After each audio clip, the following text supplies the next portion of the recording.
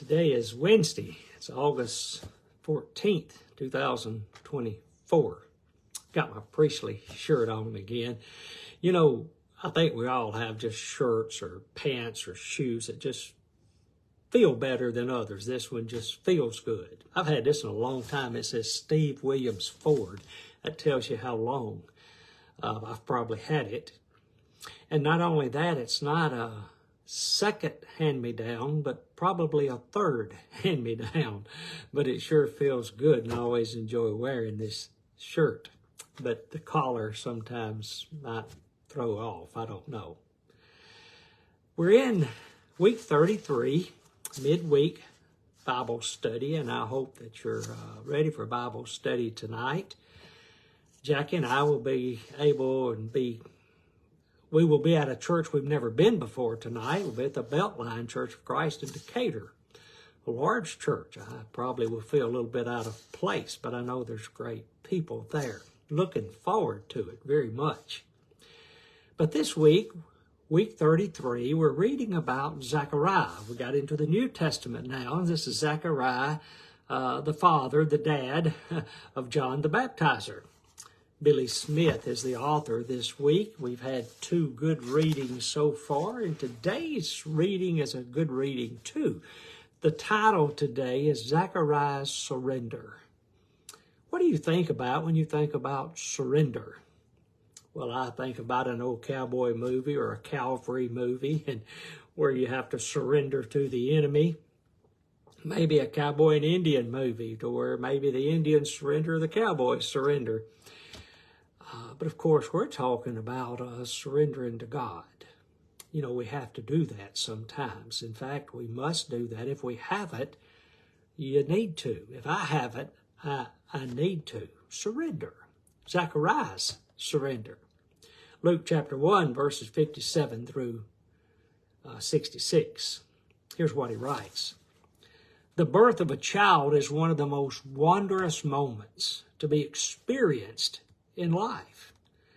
As we raise them in the Lord and grow older, we no longer anticipate the birth of children, but of grandchildren, who teach us just how great and good God is. And boy, that's so true.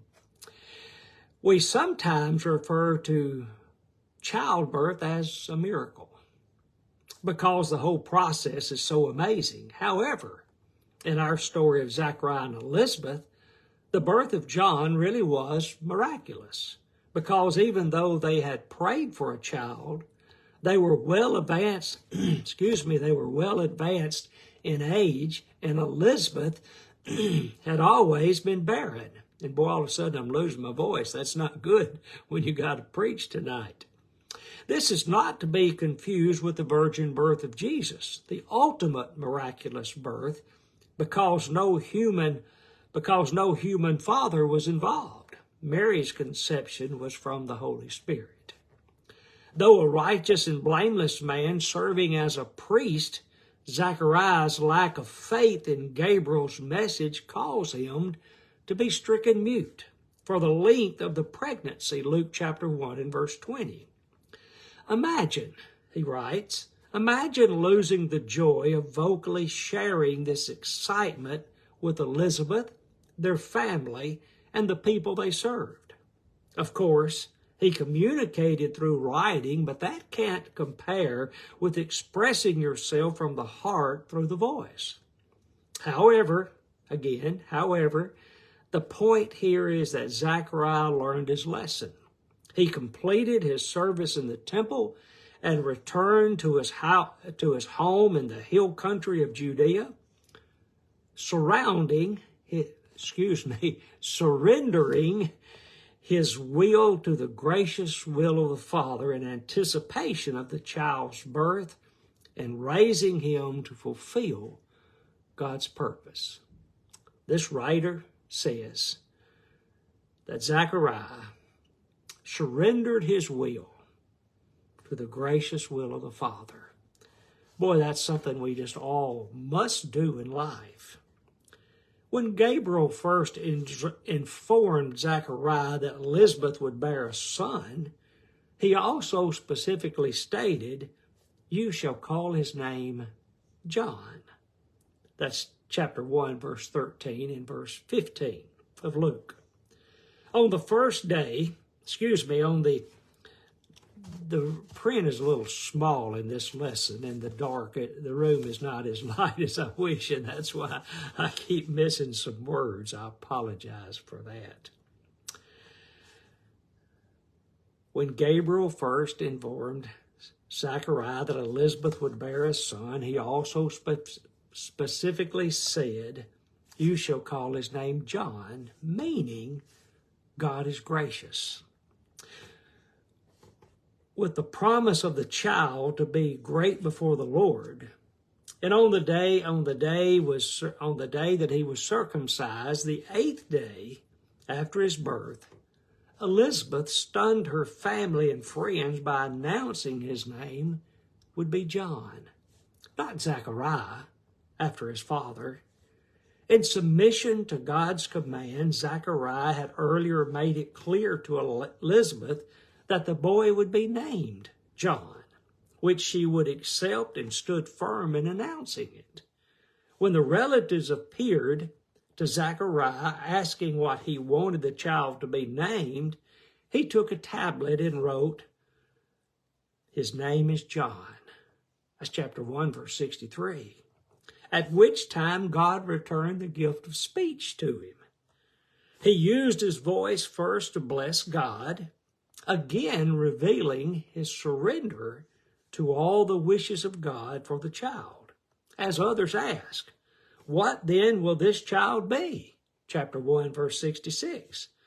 For it became clear to them the hand of the Lord was with him. Boy, they knew something was special. Something special was going on. Chapter 1, verse 66, the last part of that verse. And here's the last paragraph, a good paragraph. May we always remember the following lesson. While the surrender of our will to God is often hard, it is all the more necessary for our good that the reward of surrender to God are his blessings beyond our imagination. Did you know that God can bless us beyond our imagination? That with the gift of a child comes responsibility of raising him in the instruction and discipline of the Lord. And though the way forward may seem dim to us, it's crystal clear to the Father who loves us now and forever. Today, he writes, today I will. Resolve to surrender my will to the will of my Father, to make the goal of pleasing him my number one priority, and to raise the children he's given me to love and obey his commands. You know, we only have one chance at this, and we've got to get it right. There's a lot of mistakes to be made in raising children. I've certainly made mine. But we must raise them to love the Lord and to obey the Lord. Hope you have a good day today. I hope that you'll be in Bible study tonight and you'll have your children in class tonight. If the teacher gives them assignment, make sure that your children do that assignment. It will help them. It'll help the teacher for sure, but it'll help them in the long run. Boy, I hope you have a good day today. And remember those we've been praying for. There's just so many that's sick at this time and not feeling well, not doing well. But yet there are some that have recovered and are doing well, and let's make sure we thank God for that. But do remember those that's been on our hearts and minds and pray for them. Hey, I'll see you tomorrow, which is Thursday, with another message about Zechariah. See you then.